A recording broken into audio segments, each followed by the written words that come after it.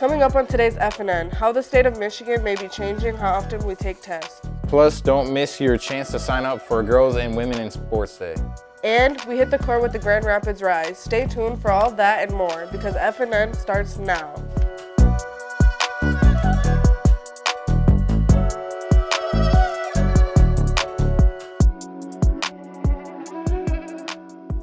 Happy Friday, Falcons. I'm Kayla Sotelo. And I'm Jackson Lanoweski. From basketball to wrestling and everything else in between, all girls involved in athletics at EK are being invited to attend our annual Girls and Women in Sports Day celebration. For the last 37 years, the Women's Sports Foundation has celebrated Girls and Women in Sports Day on February 7th.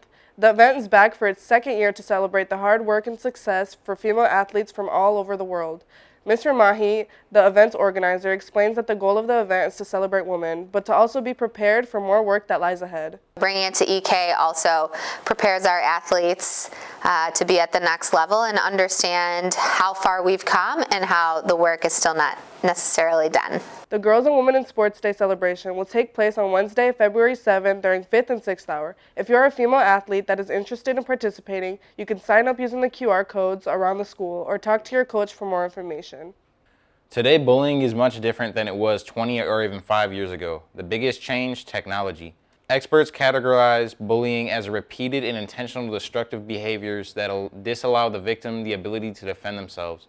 Basically doing or saying something to another person that cannot defend themselves. Lately, bullies have strayed away from more physical acts of violence to online harassment through texting or social media. Miss Rapp, a KSSN coordinator at EK, talks about how online bullying is so different. It's not just face-to-face anymore. It is being seen by other people, and it's hard to get rid of it once it's out there on the internet. Rapp says if you're experiencing any sort of bullying on the internet that you should screenshot it, even if deleting it seems like the solution. Always remember to reach out to the safety office, guidance counselors, KSSN, or trusted staff members for help. They are all here to support you.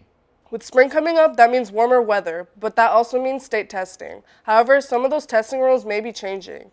I went and asked Miss Manning about why testing is important to EK and her ideal world of testing. We want to see how our kids are growing, whether it be academics or extracurriculars. You always want to continue to learn and grow, and there has to be that pre-assessment and that post-assessment to be able to measure growth.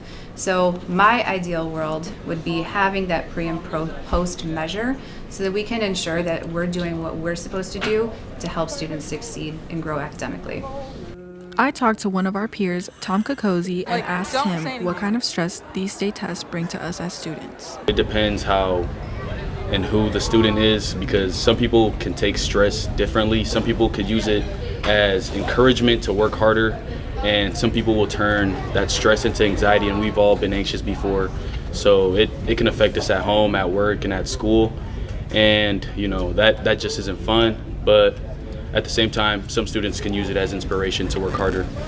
State lawmakers are still discussing these changes, and we will keep you updated on any new information.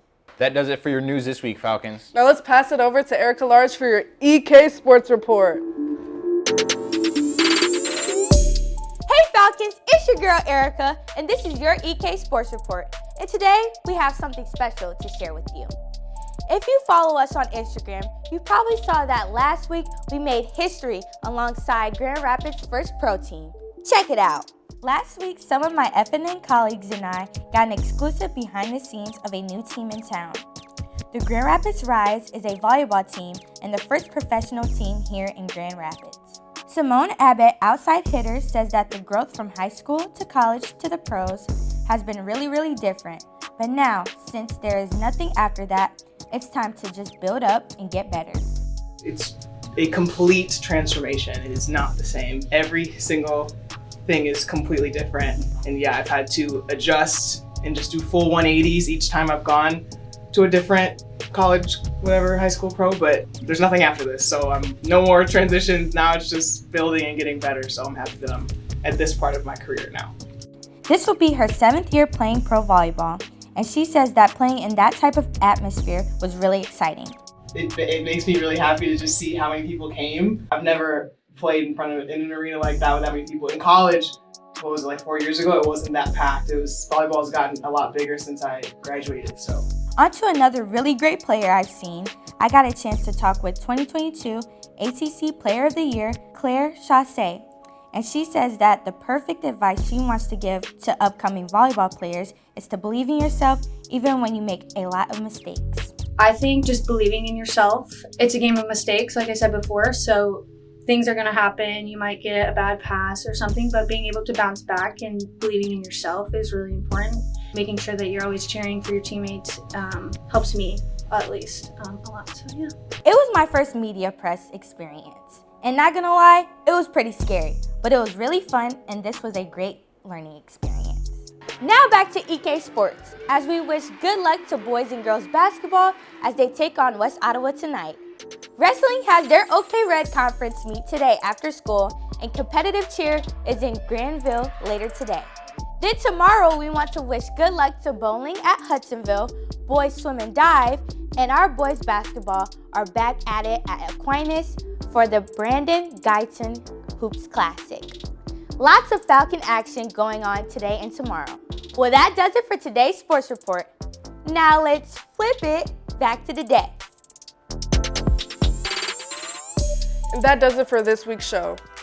Make sure you follow us on Instagram and subscribe to the Falcon News Network on YouTube, where you can catch sports live streams, previous episodes, and other great content. Plus, check out the posters around the school to tune into our new radio station and check out our podcasting channel. Have a great weekend, and we'll see you all next week.